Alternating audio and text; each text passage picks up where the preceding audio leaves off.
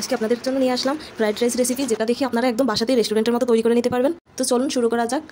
Fried রাইসের জন্য আমি এই উপকরণগুলো নিয়ে নিলাম। আদা রসুন বেটে নিব। রাইসটা আগে আমি তৈরি করে নিব। রাইসটা হয়ে গেলে নামিয়ে নিব। চুলোতে রান্নার পাত্র বসিয়ে সবগুলো আস্তে আস্তে করে ভেজে নিব।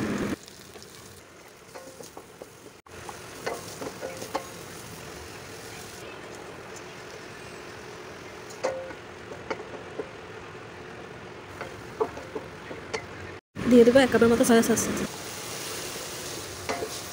অল্প পরিমাণে চিনি দিয়ে দেবো। যেটা ভাজি হয়ে গেলে এর মধ্যে দিয়ে দেবো ডিমটা আমি সুন্দর করে ভেজে নেব। সবজিগুলো ভাজি হয়ে গেলে এর মধ্যে দিয়ে দেবো রাইস। আস্তে আস্তে করে ভেজে নেব। রেডি হয়ে গেল আমাদের ফ্রাইড রাইস।